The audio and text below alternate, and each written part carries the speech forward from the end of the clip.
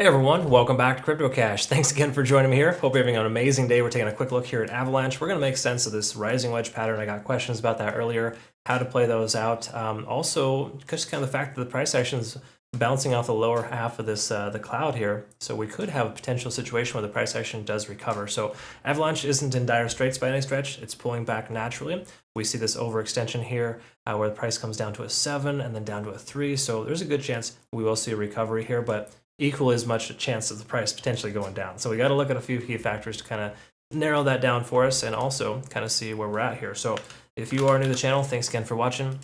Do me a quick favor, like the video, subscribe, help us grow the community because again, the YouTube algorithm kind of sucks sometimes and it'd be great to be able to kind of power through that once in a while. So thanks again so much for watching and learning. Hopefully you can learn something here today.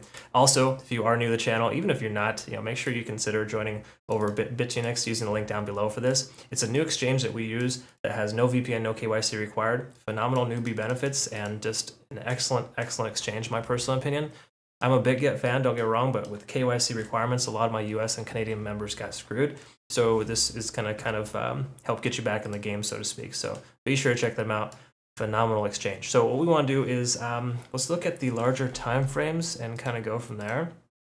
We'll actually start with some backend data here too with the liquidation level. So I've zoomed in here a little bit. This is roughly last 7 days of trading, maybe more so last 3 days here. And what this is tells us there's a ton of liquidation at about 1984. Okay, so that leads me to believe that Avalanche is going to come down a little bit further based on the fact that greed is a very real thing and there's meat left on the bone here. What happens is liquidity levels are swept by a large amount of little positions that continue to push the price action to a specific level. Then once they sell enough, then they turn around and buy and push the price action up. So I think we're getting closer to the bottom, but this is a stark reality here that somewhere in that $20 range, we have a lot of liquidity, and right here, the price action could very well get swept and then swing back upwards. So just be mindful of that. If we take a look at liquidity levels on larger time frames, we'll probably be able to identify that. But really quick here, just to note what we want to look at here on the daily is moving averages. If I recall, we're above all 4, which is great. And of course, the MACD, RSI, everything is so overextended, and we see this common occurrence with a lot of coins. There's not a lot of proof here or indication the price is going to come down. We could say that there's a hidden bearish divergence with the RSI kind of sloping down and the price action still going up. But we're starting to see that correction today too, so I'm not sure if that's 100% valid. But we do have some proof here that with the RSI tapering off and the price action not tapering off quite as much as it should have, that we could see potential further downside. Okay, so again, I think $20, it is a strong support from before, or that 1980 range, but there's decent chance that, once again, that liquidity level has been swept, the price action could continue higher or lower. Again, I know that's not what you want to hear. It could go up or down. Are you kidding me? What kind of projection is that? Well, that's how the market goes sometimes, and you don't truly know. But again, that's the daily time frame, not super telling right now, which is why we look at the 4-hour. If we're looking at the 4-hour here, we can see we're below the 20-day SMA.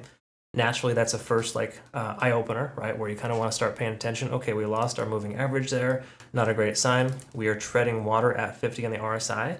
A lot of other coins like Solana, for example, I think Matic and a few others, they've been below the RSI for a few hours now, at least 50, okay? And if you know, 50 on the RSI is a common bouncing point, right, where the price action will recover when it hits that level. So hypothetically, we could very well see the same thing happen as we saw before when 50 on the RSI was tested and the price continued higher. Granted, at that time, money flow index was extremely low and people were ready to buy. We don't have a low money flow index, implying that there's still enough profits or people have invested enough here and they haven't sold enough to want to warrant the next leg up or the next purchase. So my speculation here is we might actually see further downside. We are diverging on the MACD here as well on the 4-hour. And if we take a look at TD sequential, there's no overextension, but we're about halfway through this phase. In other words, we're 16 hours into a potential of 36-hour continuation to the downside. And if you see here previously, we came all the way up to a 9, got overextended, consolidated, and retraced. Since we couldn't break through that resistance level, we're pulling back now. So what would stop the price action to continue lower? Not a whole heck of a lot. I do think more so we might see the price action at the $17 mark be more realistic at this point, based on the simple fact that we're halfway through this push. We've overextended previously. The money flow index and the RSI aren't quite low enough, where I think we might see a target of $17 as a potential reality here for this coin. Again, a lot of this hinges on Bitcoin struggling and pulling back. Now keep in mind, we haven't been struggling ourselves, honestly, because we took some healthy profits as a community.